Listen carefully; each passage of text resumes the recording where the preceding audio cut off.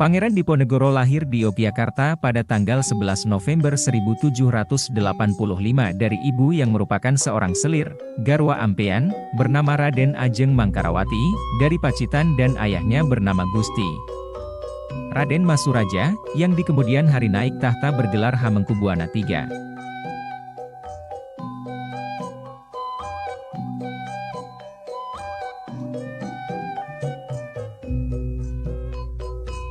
Pangeran Diponegoro sewaktu dilahirkan bernama Bendara Raden Mas Mustahar, kemudian diubah menjadi Bendara Raden Mas Antawirya. Nama Islamnya adalah Abdul Hamid.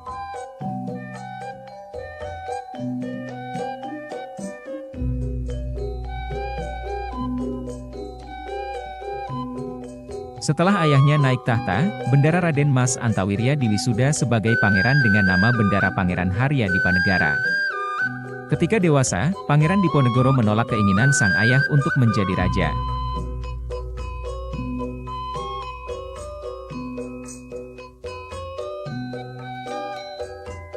Ia sendiri beralasan bahwa posisi ibunya yang bukan sebagai istri permaisuri, membuat dirinya merasa tidak layak untuk menduduki jabatan tersebut.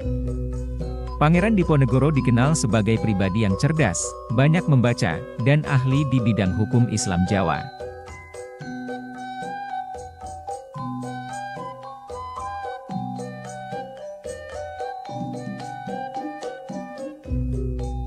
Dia juga lebih tertarik pada masalah-masalah keagamaan ketimbang masalah pemerintahan keraton dan membaur dengan rakyat.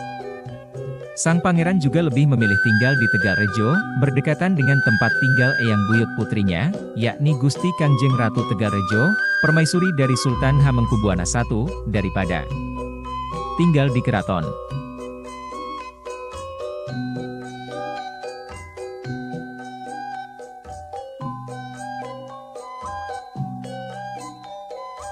Pangeran Diponegoro adalah seorang yang menggemari kuda dan saat di Tegalrejo sebelum perang memiliki lebih dari 60 orang Jawa untuk memelihara kudanya. Babak air besar dari tembok untuk memberi minum kudanya masih terlihat sampai kini.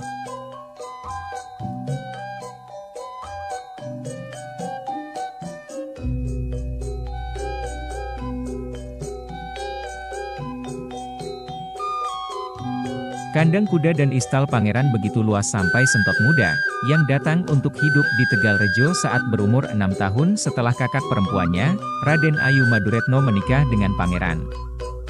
Lebih mementingkan belajar naik kuda daripada menjadi santri.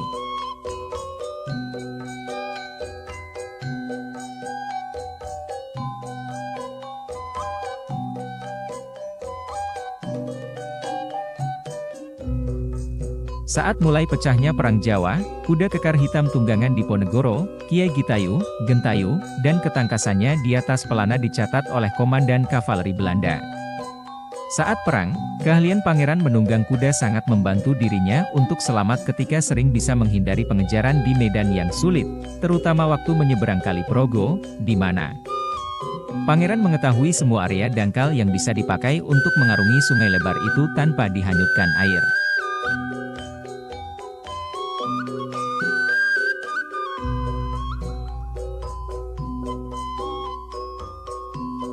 Pangeran Diponegoro mulai menaruh perhatian pada masalah keraton ketika dirinya ditunjuk menjadi salah satu anggota perwalian untuk mendampingi Sultan Hamengkubuwana V yang saat itu baru berusia 3 tahun. Karena baru berusia 3 tahun, pemerintahan keraton sehari-hari dikendalikan oleh Patih Danureja IV dan Residen Belanda.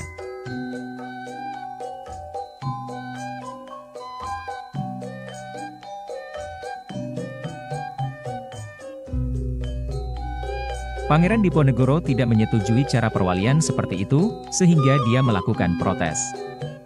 Sejarah mencatat, Perang Diponegoro atau Perang Jawa dikenal sebagai perang yang menelan korban terbanyak dalam sejarah Indonesia, yakni 8.000 korban serdadu Hindia Belanda, 7.000 pribumi, dan 200.000 orang Jawa serta kerugian materi 25 juta gulden.